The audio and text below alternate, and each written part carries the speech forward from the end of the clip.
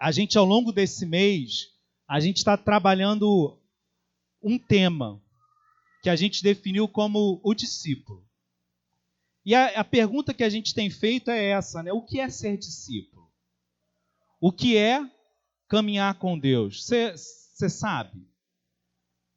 A gente viu no primeiro domingo, por exemplo, que existe o evangelho do reino.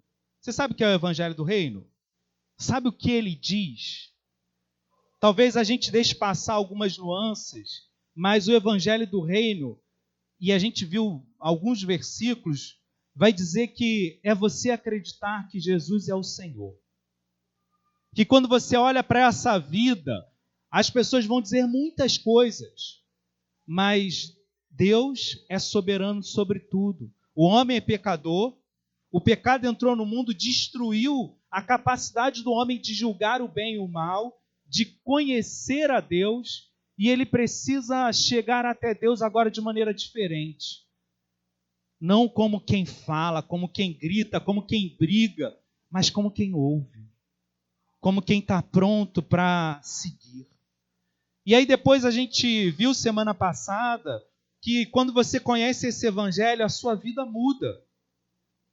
Você se submete a esse Senhor em todas as áreas da sua vida. Você aprende a ouvi-lo porque Ele te ama. Porque Ele sabe o que é melhor para a sua vida. E como uma criança mal criada, às vezes a gente quer lutar contra o que Deus fala. Mas quando a gente já o conhece, quando a gente já sentiu o seu amor sobre nossas vidas, essa caminhada de confiança vai crescendo. E hoje a gente vai falar um pouco sobre a convivência no reino. O que acontece depois de você entender essas coisas? E aí uma pergunta começou a surgir no meu coração. Como é que a gente pode viver, se relacionar num mundo tão caótico, em uma sociedade tão individualista, com pessoas com tantos problemas? Cada passo que você dá na vida, cada dia que se sucede, parece que um novo problema surge, uma nova confusão, e aí você fica às vezes perdido, no máximo, tentando sobreviver. Hoje eu quero conversar em cima do que Jesus vai falar sobre o caminho que Ele propõe para a gente. Vamos orar para que essas palavras não sejam minhas, mas seja Deus guiando o seu coração. Então, crianças, adultos, vamos fechar os olhinhos para a gente orar? Senhor, em nome de Jesus, há tantas coisas a serem ouvidas. O Senhor sabe aquilo que a gente realmente precisa ouvir aqui hoje. E a minha oração como pregador é que não seja eu a falar, mas seja o Senhor a guiar, Pai, cada palavra e fazer com que cada palavra encontre em cada coração o lugar certo.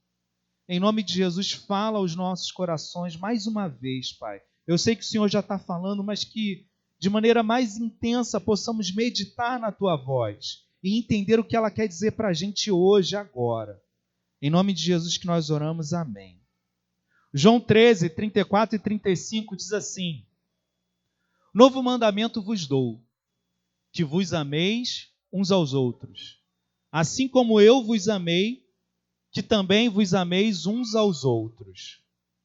Nisto conhecerão todos que sois meus discípulos, se tiverdes amor uns aos outros. Deixa eu perguntar de novo, porque a gente tem muito visitante, e a gente ao longo das semanas que passaram em junho, a gente veio perguntando: o que significa ser discípulo? Um seguidor. Tem mais alguma coisa que a gente possa falar? Um discípulo é alguém que segue alguém. É alguém que é um aprendiz. Ele está aprendendo. Primeira pergunta que a gente se faz: eu sou um discípulo? Se eu quero saber se eu sou um discípulo, eu tenho que perguntar: eu estou aprendendo? Eu estou seguindo alguém? Eu estou vendo alguém lá na frente e percebendo para onde essa pessoa está indo para ir atrás dela? Ou será que eu sou do tipo: Deus, eu estou vindo por aqui, me abençoa. Deus, agora eu virei, o Senhor tem que virar também. Bora, abre essa porta, muda esse caminho, resolve o meu problema. É uma pergunta simples, mas que vai dizer muito sobre a maneira como a gente lida com a nossa fé com Deus. Eu estou seguindo a Deus ou o chamo para me seguir? É muito sério, irmãos. Não são detalhes, não são palavras, não são coisas sem importâncias. Porque na caminhada histórica da igreja, em algum momento, parece que a gente perdeu o rumo. Parece que Deus se transformou no nosso seguidor, aquele que deve atender os nossos desejos. E isso é mais do que simplesmente um erro de teses, de teorias. Isso te leva para o lugar errado.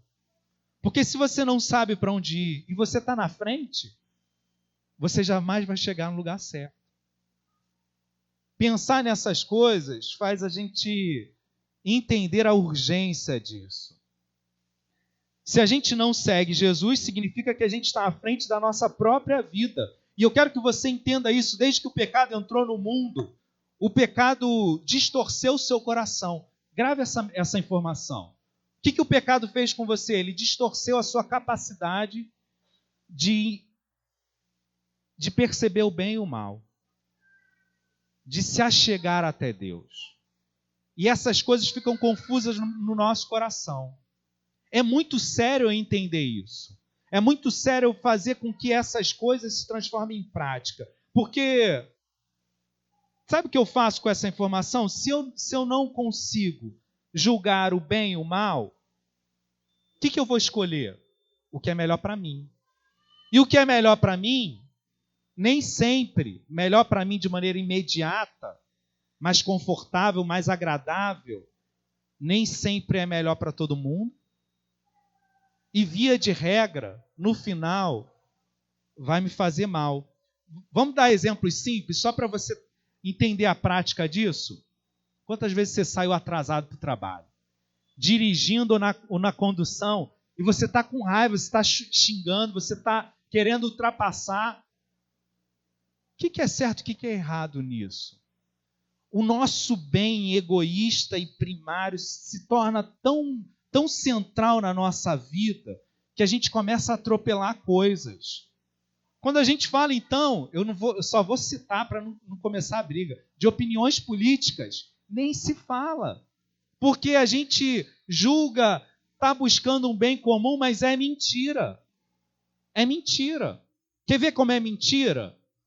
Eu quero o bem comum. E eu não estou falando de lado nenhum não, tá, gente? Mas o quanto eu me envolvo pessoalmente com esse bem comum que eu digo desejar. Ou são só teorias políticas? Aí você começa a ver que a gente vai julgando a partir de princípios egoístas.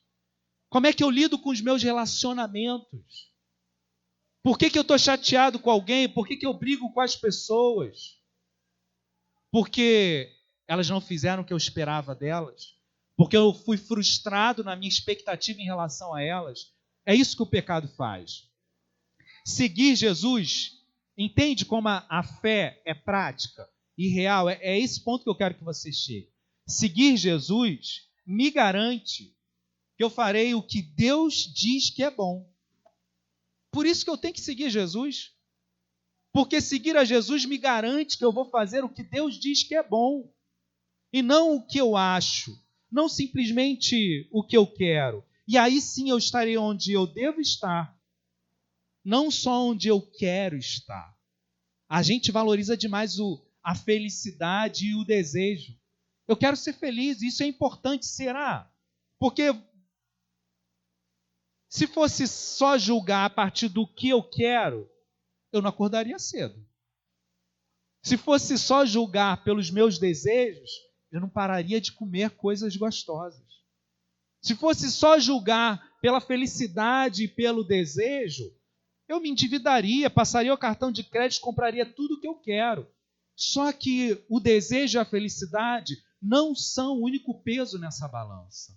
Entende? Mas a gente começa a viver a vida fazendo essas coisas grandes demais. E quando a gente se percebe, a gente está numa grande enrascada. Falar de Cristo, falar de pecado, é falar sobre a nossa vida diária. falar sobre coisas que acontecem no nosso dia a dia. Quando Deus fala não pode, não faça, não é porque Ele é mau e tirano, não é porque Ele quer estabelecer um conjunto de regras, é porque Ele nos ama. E eu preciso aprender a obedecer a Deus, porque obedecer a Deus vai me levar a um melhor lugar. E ser discípulo, ser um aprendiz é isso. Vai me levar a um equilíbrio saudável. Vai mudar a minha vida, vai me fazer viver coisas que talvez eu não deseje, que não pareçam confortáveis, mas é o caminho, é a estrada. Pastor, por que você está falando disso tudo? Se a gente falou sobre o amor, Jesus, em João 13, versos 34 e 35, Jesus fala, ó, vou dar um novo mandamento para vocês, que vocês amem uns aos outros. Facinho, né? Hoje em dia, então, é fácil amar as pessoas. Você pergunta logo qual é o time dela, qual é a ideia política dela, condição social, tem cada vez mais questões que nos separam. Antes, a gente pensava em time, talvez, sei lá, mas parece que cada vez mais as nossas opiniões vão nos dividindo. E eu quero que você entenda, como a gente está conversando, o amor não é só um detalhe. Quando a gente está falando sobre tudo isso, sobre todas essas questões de Jesus ser o Senhor, do pecado ter confundido o meu coração, de eu não saber escolher e discernir o certo e o errado, o bem e o mal, quando eu ouço Jesus falar, olha, eu vou dar um mandamento para vocês que é novo. Vocês precisam amar uns aos outros, assim como eu amei vocês. Não é algo que eu possa sair daqui hoje e falar, talvez eu faça. Se aparecer uma oportunidade, quem sabe eu aproveite. A gente precisa entender que o amor é a vida cristã, porque Jesus falou, eu vou pedir para o Paulo deixar o último versículo 35, Jesus falou assim, olha, as pessoas vão conhecer vocês por causa disso.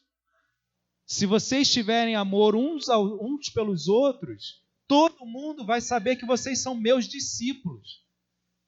Porque o amor vai definir se vocês só estão vindo à igreja ou se vocês realmente estão seguindo a Jesus. Se algo está acontecendo dentro do coração de vocês, ou se você apenas adquiriu um hábito de participar de um grupo e de ter um compromisso dominical, e todas essas coisas são superficiais. Porque a gente entra no outro nível. Quando a gente é senhor da nossa própria vida, o amor é uma impossibilidade. É impossível. Se você está guiando a sua vida a partir dos seus desejos, do que te faz feliz, do que é bom para você, o amor não é uma opção.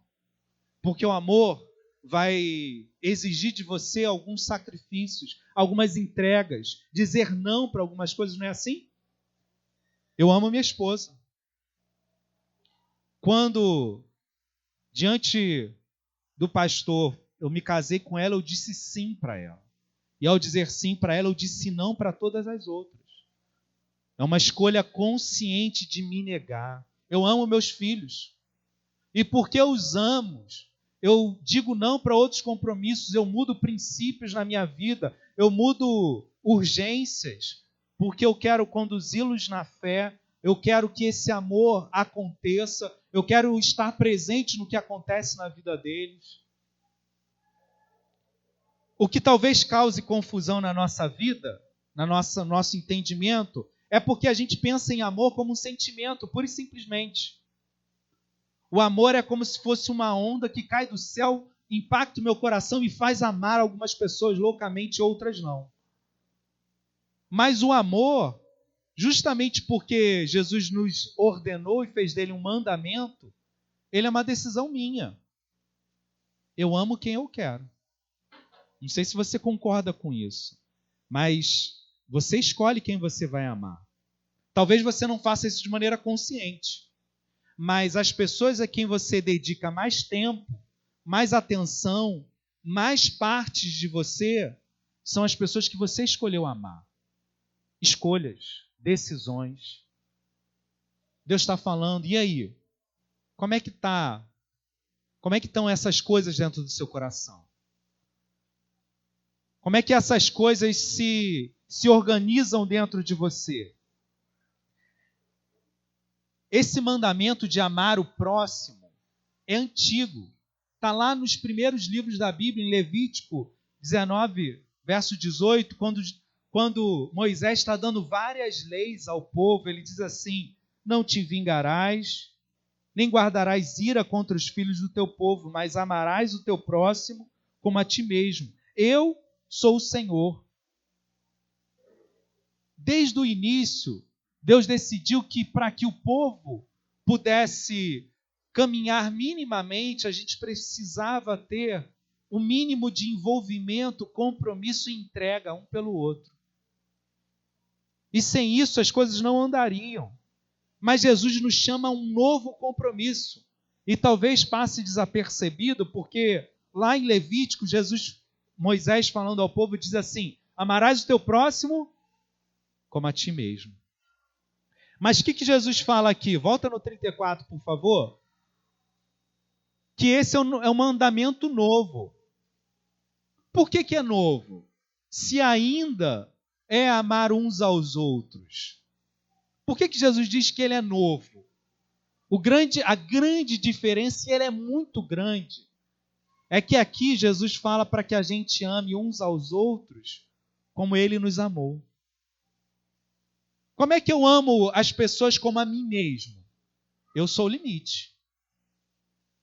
Eu tenho 2 pratos de comida, meu vizinho não tem nada. Eu vou lutar para que ele tenha 2 pratos de comida também. E se eu não conseguir isso, eu vou dividir o que eu tenho com ele. Eu vou me esforçar para que a gente tenha a mesma coisa. Mas o que Jesus fez? E aí a gente começa a entrar no sobrenatural e no impossível, porque Jesus abriu mão de si mesmo. É quando você, para amar o outro, precisa se negar, precisa se entregar. A gente conhece um pouquinho disso quando a gente fala, por exemplo, do amor de mãe, não é? O quanto a mãe passa a noite, pai também, tá? Vou defender minha classe. Mas mãe, a gente sabe que em geral é mais forte. O quanto a gente se entrega pelo filho. O quanto a gente consegue esquecer da gente. A gente não come, mas dá comida para eles. A gente percebe que em algumas áreas, em alguns relacionamentos, esse amor acontece.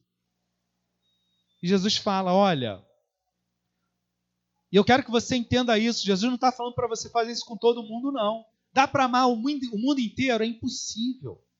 É impossível. Aí Jesus nos dá, e a Bíblia vai nos dar uma direção clara e prática. O teu próximo. Quem é próximo? É quem não está longe. É uma definição tão óbvia que a gente se perde nela. Você só precisa amar quem está do seu lado. Porque quem está longe é um amor ainda muito distante, ele não consegue, na maioria das vezes, ser prático, mas o teu vizinho, o teu colega de trabalho, a tua família, o teu lar, essas pessoas você tem a oportunidade direta de se envolver, de dar alguma coisa, de ouvir, de conhecer. Esse amor é real. E ele acontece a partir de escolhas que eu faço. E Jesus fala, olha, quando ele está falando isso, ele fala especialmente para a igreja. Quando a gente está em comunidade da fé, isso precisa chegar num outro nível. Eu preciso ver Deus agindo no nosso meio de maneira diferenciada, ao ponto de eu abrir mão de mim para que Deus haja na vida do outro, e é o que acontece quando eu oro pelo outro, quando eu vou visitar o doente, quando eu abro mão de um pouquinho do que eu tenho para que o outro tenha um pouquinho mais, para que não falte ao outro. A fé é prática. É óbvio que Deus não está falando de ser perfeito.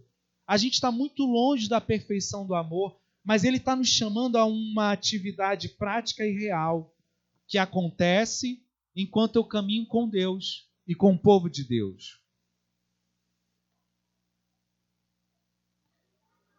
Você já ouviu todas essas coisas e eu não quero chover no molhado, porque quando a gente fala de todas essas coisas, a gente entende a dificuldade.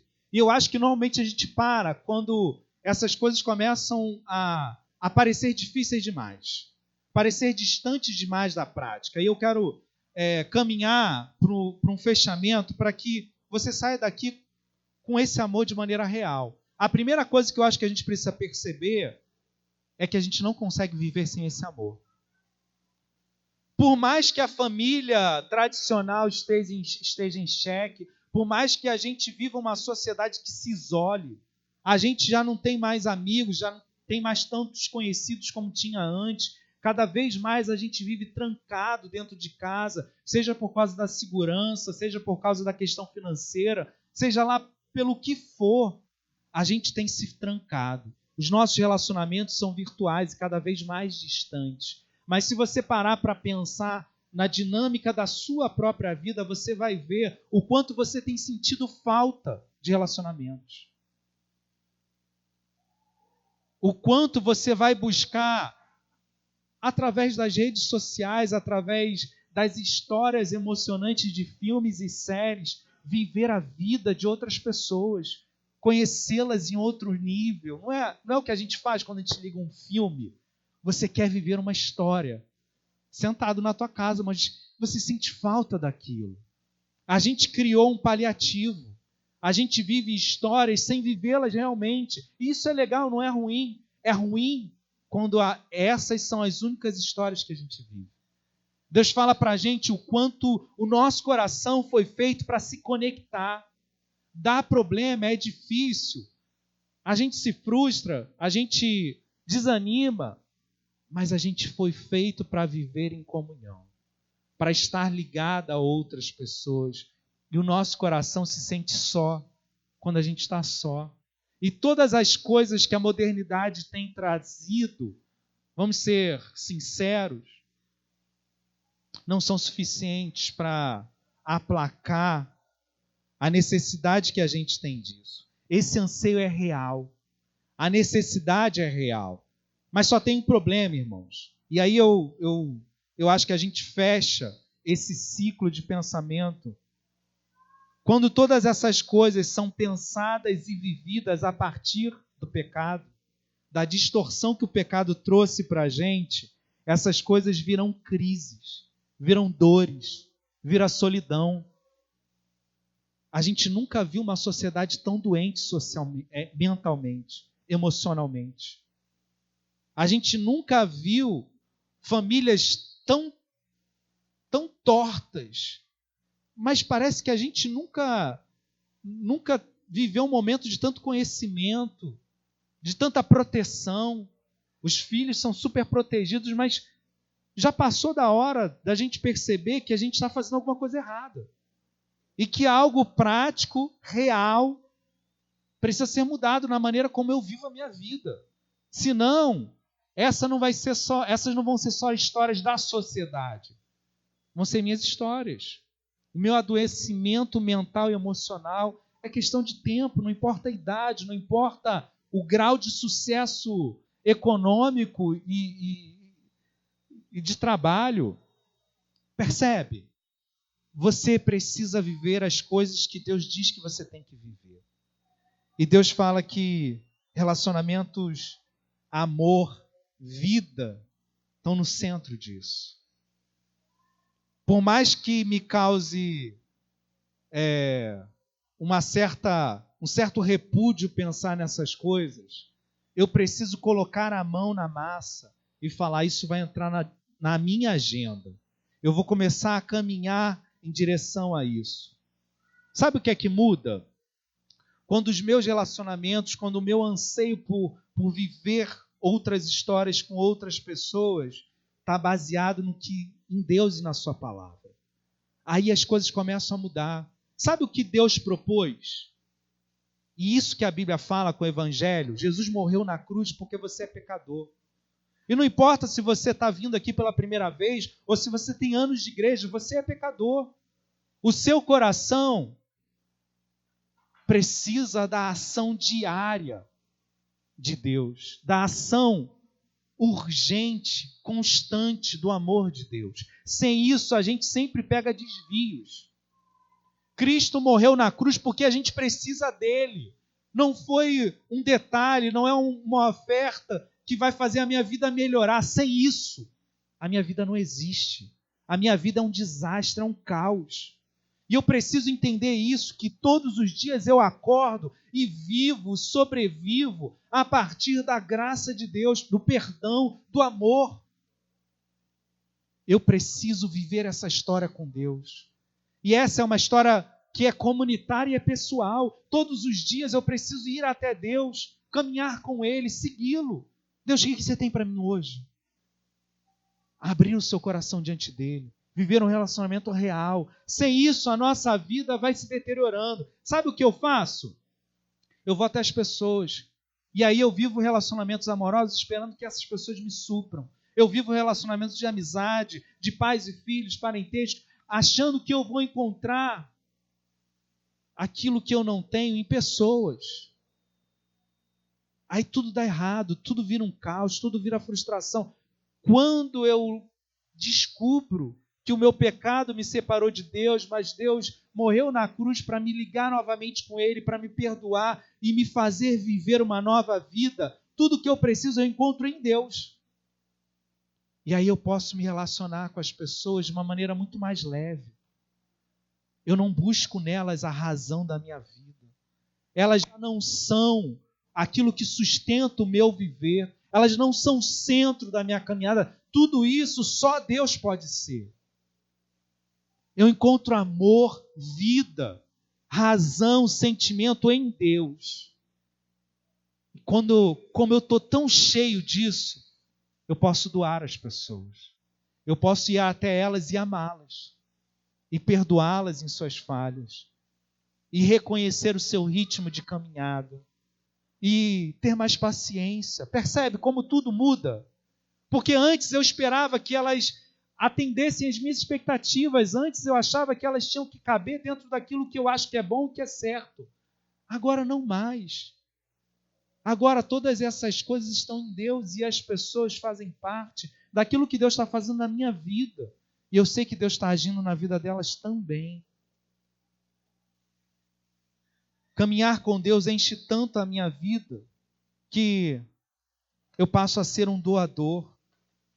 Eu passo a dar e não querer tirar das pessoas. Para encerrar, irmãos, eu começo a entender, começo a ver se essas coisas estão acontecendo na minha vida quando eu olho para a minha caminhada. O que eu estou deixando para trás? Não é o que eu junto que vai determinar, que vai refletir como eu estou vivendo a minha vida. É o que eu espalho. A sociedade hoje fala para você juntar, para você ter. E aí você tem um grupo de amigos no Facebook, você tem uma conta bancária, você tem bens, você tem. E Deus fala sobre o que você dá, sobre o que você dá. O que você dá é que vai determinar se você está vivendo certo a sua vida ou não. Se você passa e as pessoas sorriem. Se você deixa um pouquinho de Deus, ou você está sempre sugando. Eu sei que a vida é corrida, mas todos nós recebemos as mesmas 24 horas. E quando você simplesmente diz que não tem tempo para essas coisas, você só está dizendo, só está revelando as suas escolhas, dizendo que as coisas que Deus fala e são prioridades para Ele não são para você. Quando a gente está falando disso tudo, a gente está falando de uma vida diferente. Perceba que não são detalhes, é uma linha só que vai se ligando. Você está pronto para se submeter a Deus como Senhor da sua vida? Está pronto para segui-lo? Está pronto para entender que o que Ele fala vai ser determinante, fundamental na maneira como você vai viver os próximos anos da sua vida? Você pode continuar fazendo o que o pecado faz a gente fazer. Sabe o que o pecado faz? Ele nos ergue, ele tenta fazer com que a gente se erga sobre todos e fale, eu sei o que é certo. Deus, você não precisa se meter na minha vida, nem ninguém precisa se meter na minha vida. Eu sei o que é melhor para mim. O pecado nos leva à independência de Deus. O perdão nos leva a depender dele.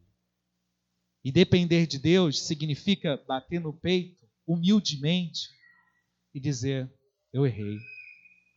Como eu fiz escolhas erradas. Como eu andei por caminhos tortos. Para encerrar, irmãos, são 11 anos que me ensinaram muitas coisas. Mas acho que talvez uma das coisas mais importantes que eu tenho aprendido nesses 11 anos é que Deus sempre está agindo no nosso meio. Ele nunca se cala e Ele nunca para de agir em nossas vidas. Mas o problema é que a gente se concentra demais no que eu vejo e no que eu quero. O que você está vendo ao redor de você? São pessoas. Você jamais vai ver a profundidade do que Deus está fazendo na vida das outras pessoas. E você jamais vai ter os seus desejos atendidos, porque na maioria das vezes eles são seus desejos, estão distantes de Deus e vão te levar para caminhos cada vez mais escuros. E aí eu aprendi que quando eu vivo assim, me concentrando no que eu vejo e no que eu quero, eu passo a julgar demais o outro, a partir do pouquíssimo que eu sei da vida dele e o que eu espero que aconteça. Como é que eu viro essa chave? Eu aprendi que Deus que está conduzindo a nossa caminhada, a minha, a sua e a da igreja. O Senhor está à frente, nós somos seguidores. A gente não sabe para onde vai, a gente só segue. A gente só sabe que Ele está na frente. E por mais que eu fique ansioso, porque eu tenho planos e projetos, esses planos e projetos vão se submeter às voltas e às velocidades que Deus estabelece na nossa vida. E aí eu posso aprender a amar cada um. Não porque vocês atendem às minhas expectativas, mas porque eu sei que Deus está agindo na sua vida. Eu sei que Deus está agindo na sua vida porque Ele está agindo na minha. Eu sei que para cada um Ele vai ter um ritmo e uma pressão que vão ser adequados ao seu momento de vida. Ao que você precisa hoje. Independente do que eu vejo, independente do que eu espero. E aí nós todos somos livres para nos amar.